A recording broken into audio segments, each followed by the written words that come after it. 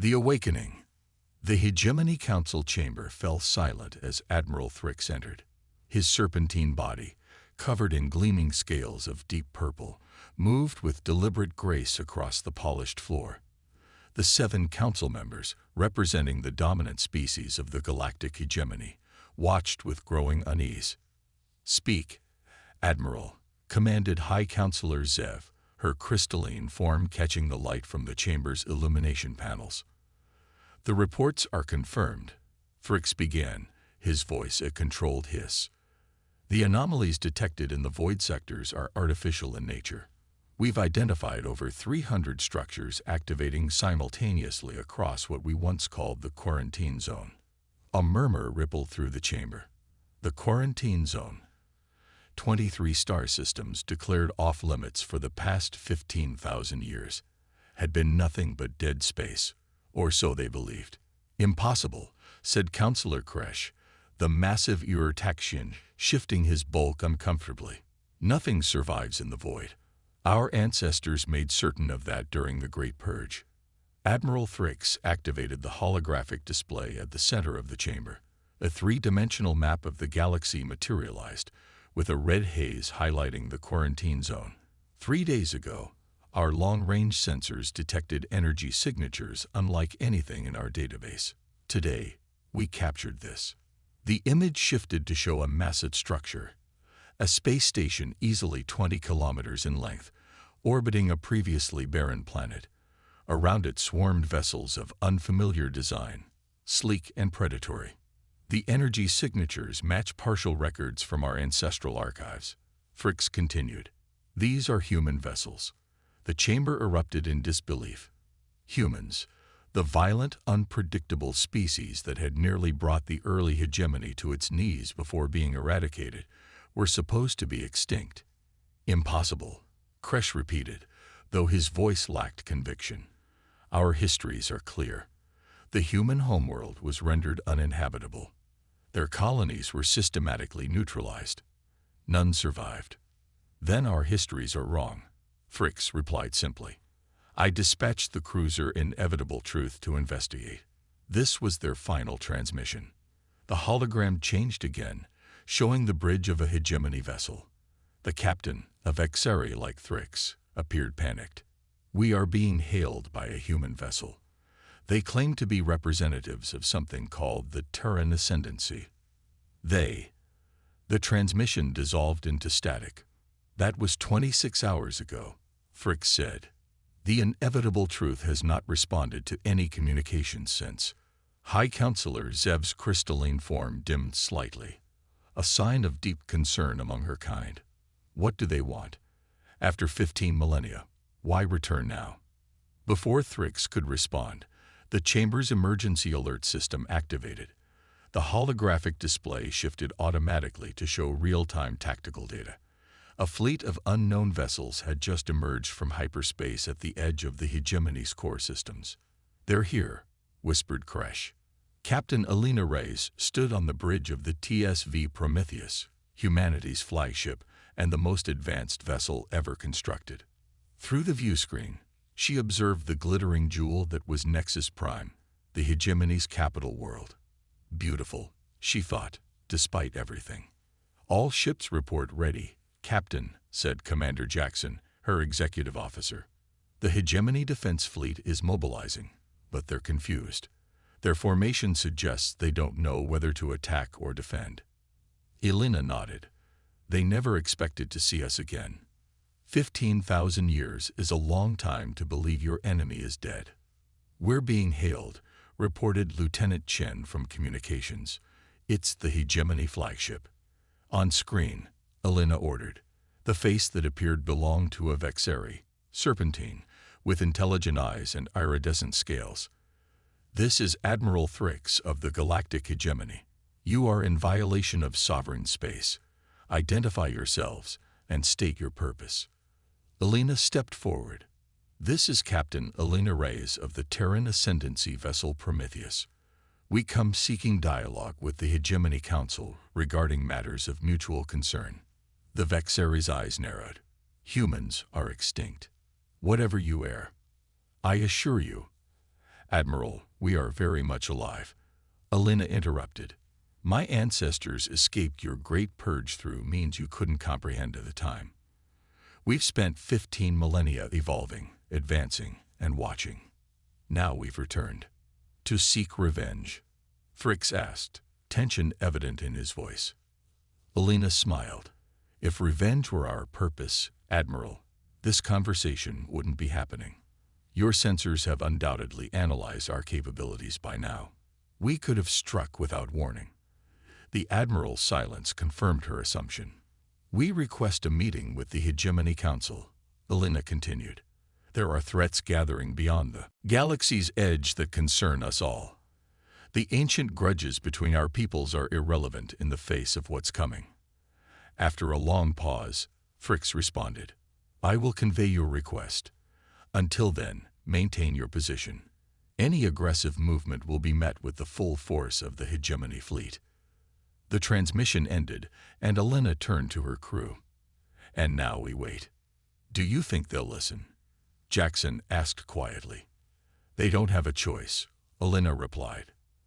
Our ships outclassed theirs by centuries of development.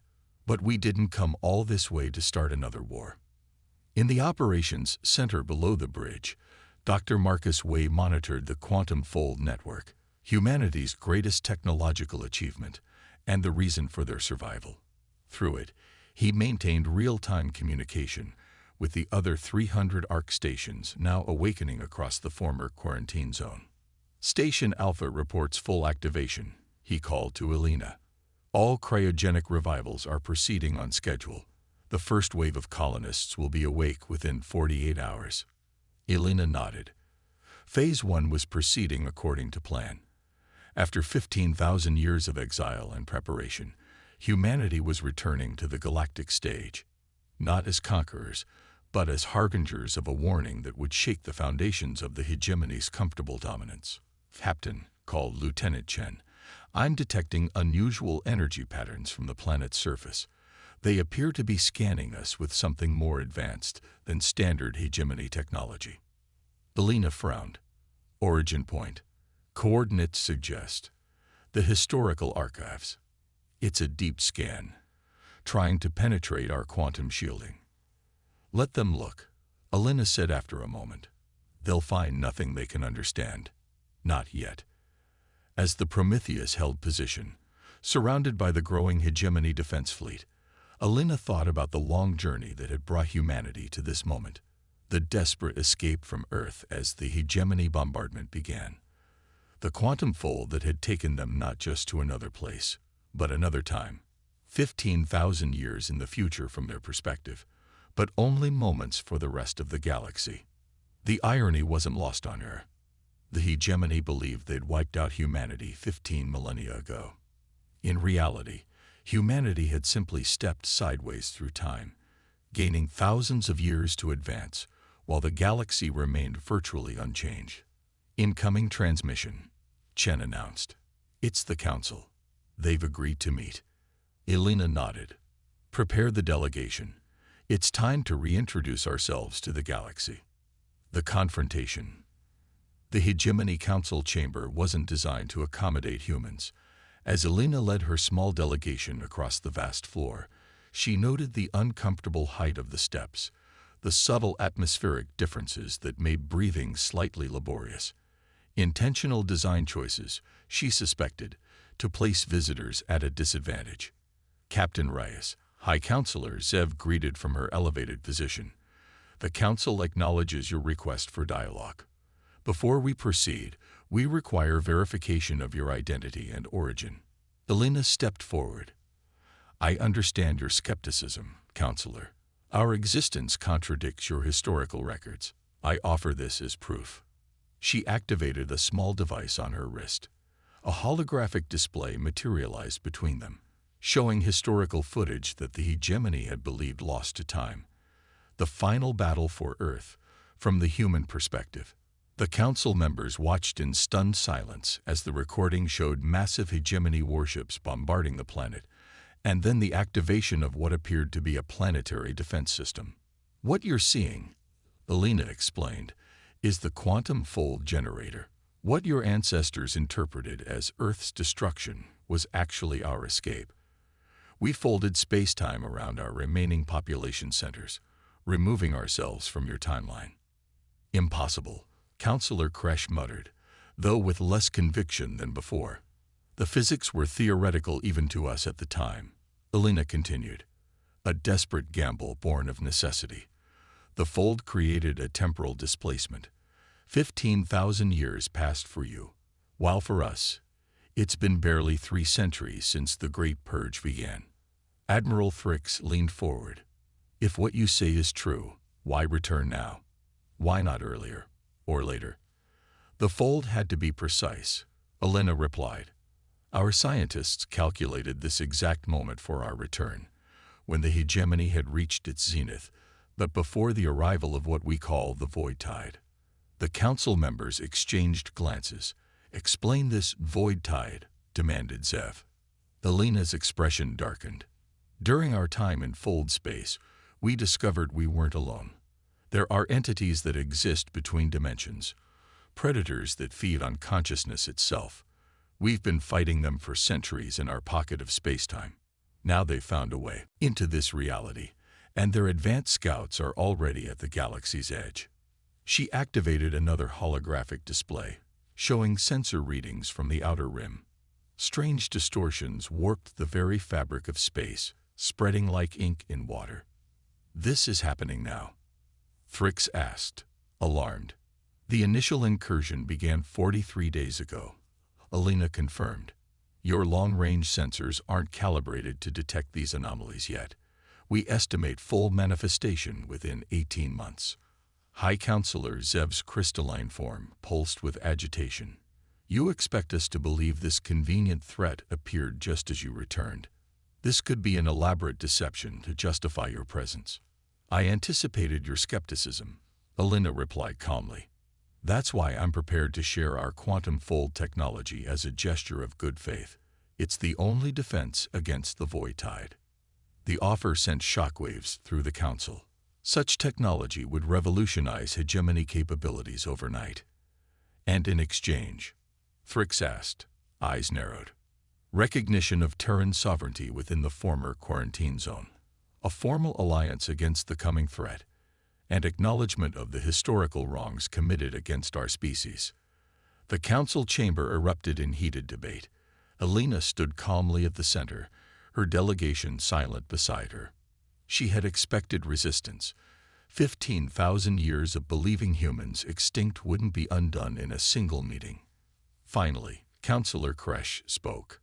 We require time to verify your claims about this void tide. In the meantime, your fleet will withdraw to the edge of our territory. That's not possible, Elena replied firmly. Our stations are already activating. Millions of humans are awakening from cryosleep as we speak. We won't abandon them based on your discomfort with our existence. Thrix rose to his full height. Then you leave us no choice but to consider your presence an act of aggression. Elena met his gaze unflinchingly.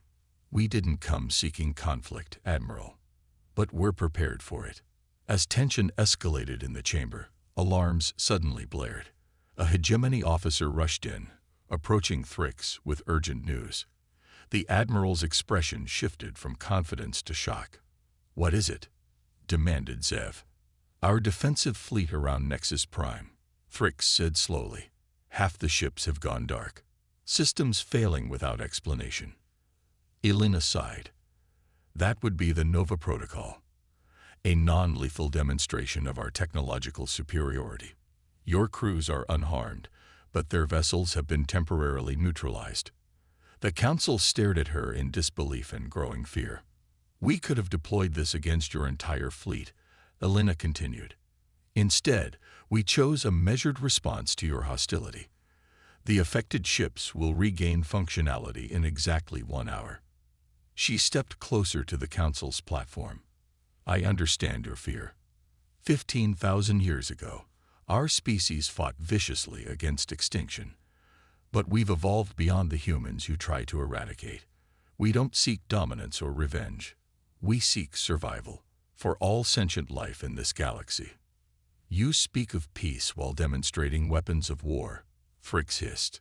I'm demonstrating the futility of conflict between us, Alina corrected. The real enemy is approaching, and neither of us can face it alone.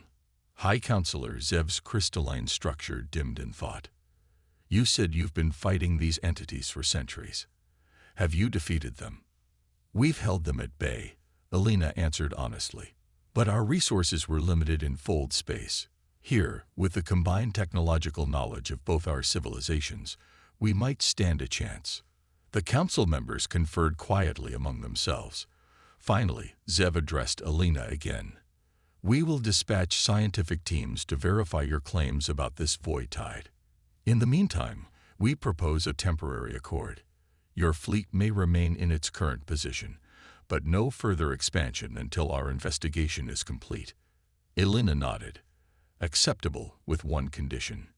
Your scientists must be accompanied by ours. The entities we face can influence perception. Without proper protection, your teams won't survive first contact. The tension in the chamber slowly began to dissipate. Not trust, not yet, but the first fragile tendrils of cooperation taking root. As the meeting concluded, Admiral Fricks approached Alina privately. Your technology, he said quietly. It's beyond anything we've conceived. If you truly wished us harm, we would have struck without warning. Alina finished for him. Remember that in the days ahead, Admiral, when your military advisors suggest preemptive action against our arc stations. Frick's expression confirmed her suspicion. You've changed in 15,000 years. We had to, Alina replied. Survival required it. The question is whether the hegemony can change quickly enough to face what's coming. As Alina's delegation prepared to return to the Prometheus, Dr. Wei received an urgent communication from Station Alpha. Captain, he said quietly, we have confirmation. Void entities have breached the outer defensive line. They're adapting faster than our models predicted. Alina's expression remained neutral, aware of the watching hegemony officials. Understood. Initiate contingency Helios. The confrontation had begun more peacefully than she'd dared hope. But the real test lay ahead. Convincing a galaxy that had once tried to exterminate humanity that they now represented its only hope for survival. The new dawn. 1 month after humanity's return, the galaxy stood transformed. The initial skepticism of the hegemony had crumbled in the face of irrefutable evidence. Joint scientific expeditions to the galaxy's edge had confirmed Alina's warnings. The void tide was real, and it was advancing faster than even humanity had predicted. On the observation deck of Station Alpha, Alina stood before a vast viewport, watching as hegemony ships maneuvered alongside Terran vessels in coordinated defense exercises. The alliance remained uneasy, but necessity had forged stronger bonds than diplomacy ever could. Impressive progress, Admiral Fricks observed, joining her at the viewport. In the weeks since their first confrontation, the Vexari had become an unexpected ally, his military pragmatism overriding ancestral prejudices. They're learning quickly, Alina acknowledged. Your tactical officers have adapted to our command protocols better than expected. Survival is a powerful motivator, Fricks replied. Though many still question whether we should trust the descendants of an enemy we once tried to exterminate. Alina turned to face him. And what do you think, Admiral? Fricks's serpentine features remained impassive. I think that 15,000 years of history taught the hegemony complacency. We believed ourselves the pinnacle of evolution, unchallenged masters of the galaxy. Your return has been humbling. Necessary humility, Alina said. The void entities feed on certainty, on fixed patterns of thought. Their first targets will be species that cannot adapt quickly. Like the crystalline, Fricks observed, referencing High Counselor Zeb's people, whose rigid thought patterns made them particularly vulnerable. Alina nodded, which is why the quantum shields around their worlds must be prioritized. Their conversation was interrupted by Dr. Wei's arrival. The scientist's expression was grave as he approached with a data tablet. The simulations are complete, he reported, Based on current advancement rates, the void tide will reach the first inhabited systems within 3 months, not the 18 we initially projected. Elena accepted the tablet, reviewing the data with growing concern. They're learning our defenses faster than anticipated. The quantum barriers around Station Gamma barely held during the last incursion. There is another option, Wei said hesitantly, glancing at Thrix. Elena understood immediately. The convergence protocol. It's not ready. It may be our only option, we insisted. The theoretical models are sound. Admiral Thrix looked between them. What is this convergence protocol? Elena hesitated before answering. During our time in fold space, we developed technology that allows for consciousness transfer between organic and synthetic platforms. It began as a survival mechanism, a way to preserve our people when physical bodies failed in the harsh conditions. You transferred human minds into machines? Thrix asked, his voice betraying both fascination and horror. Not exactly, Wei clarified. We created a neural interface that allows consciousness to exist simultaneously in both organic and synthetic states. It exponentially increases processing capacity while retaining human intuition and creativity. And you believe this technology can be used against the void entities? Elena nodded. They attack through consciousness, disrupting neural patterns, inducing hallucinations, eventually dissolving the target's mind entirely. The convergence protocol creates a quantum entanglement between organic brains and synthetic networks, making consciousness too fluid for them to grasp. Thrix considered this.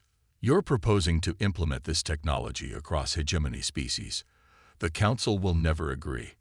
They may not have a choice, Elena replied grimly.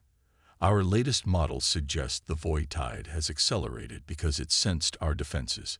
It's responding intelligently, targeting our preparations. As if confirming her words, emergency alarms activated throughout the station. The tactical display showed multiple anomalies appearing simultaneously across 6 different sectors, much deeper into hegemony space than any previous incursion. They're testing our response patterns, Elena realized, probing for weaknesses in our defensive grid. Thrix received an urgent communication from Hegemony Command. His expression darkened as he listened. The colony on Proxima VI is reporting mass psychosis, he reported.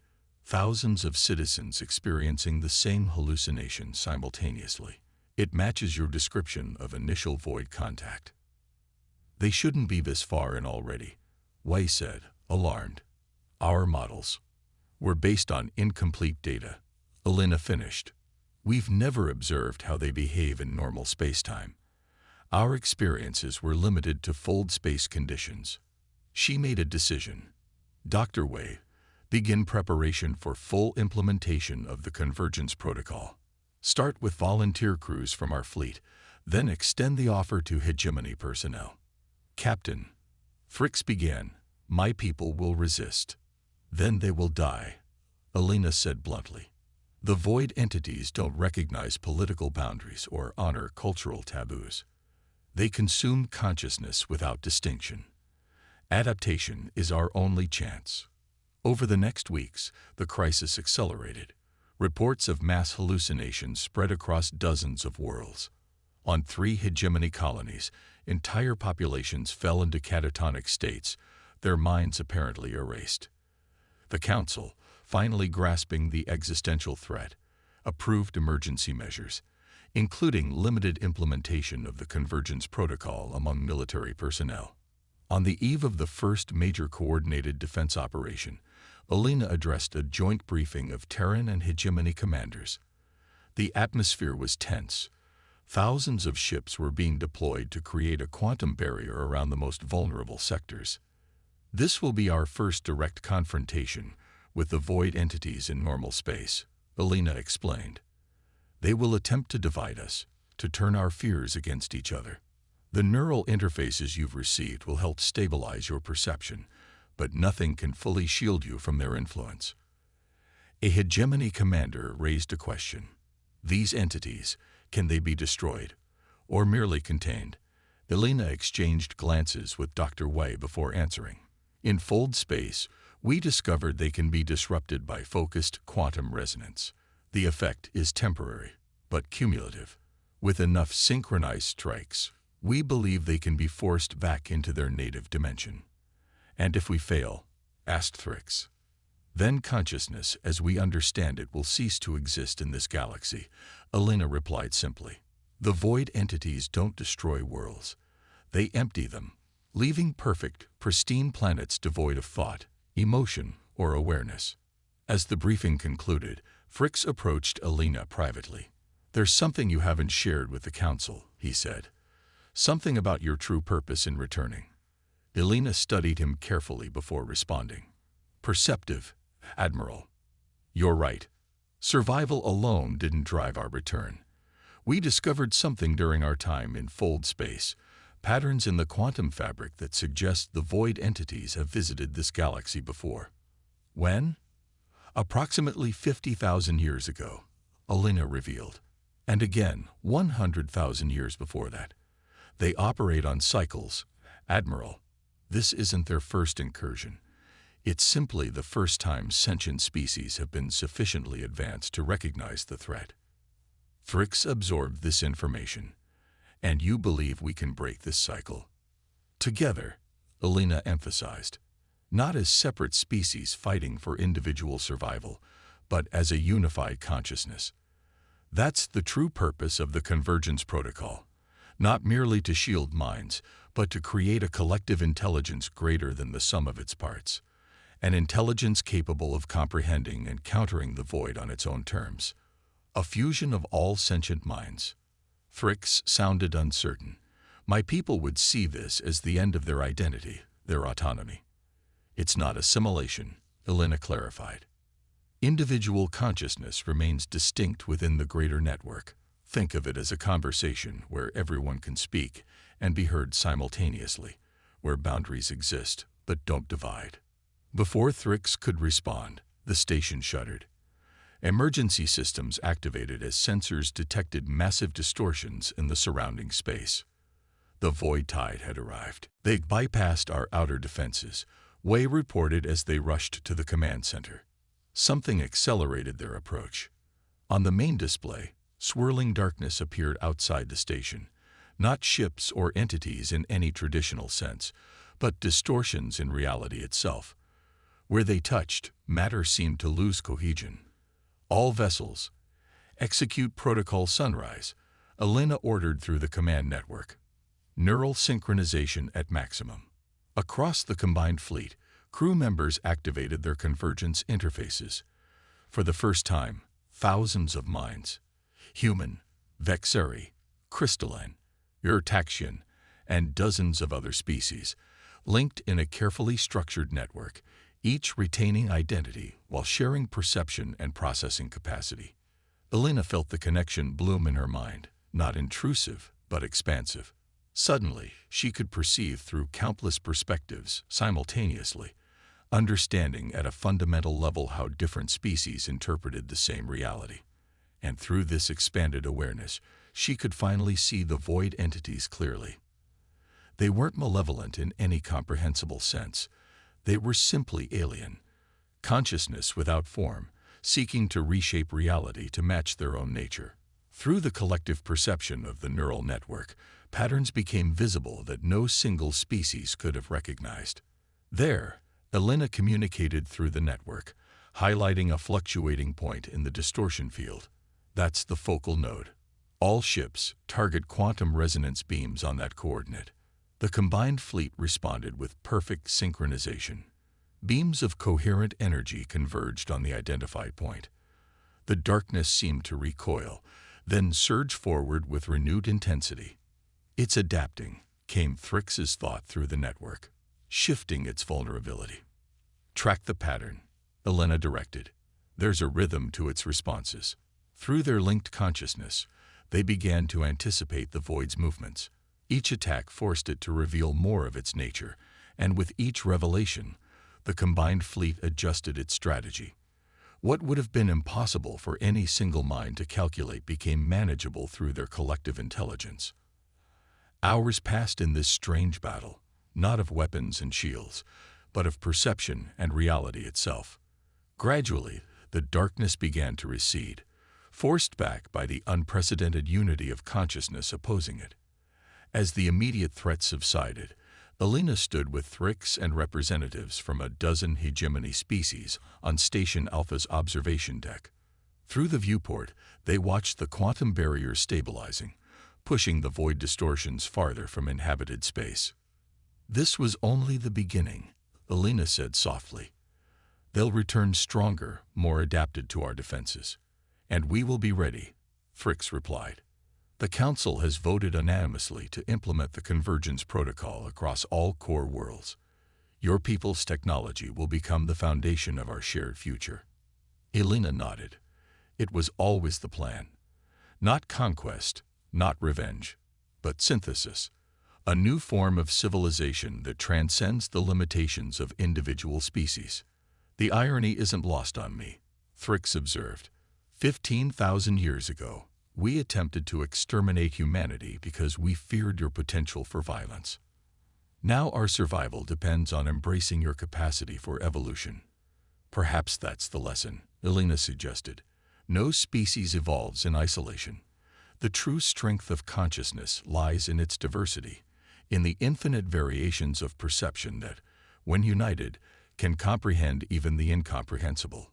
As dawn broke over the nearby world, a planet once sterilized during the Great Purge and now flourishing with new life, Elena reflected on the long journey that had brought humanity to this moment. Not a return to the past, but the creation of something entirely new. Not the trembling of the galaxy before human power, but the strengthening of all species through shared purpose. The cycle that had brought the void entities to this galaxy countless times before might finally be broken, not through dominance, but through the one force they couldn't comprehend. Unified consciousness evolving beyond the sum of its parts. A new dawn was rising for the galaxy, and for the first time in 50,000 years, it brought not the shadow of extinction, but the light of unprecedented possibility.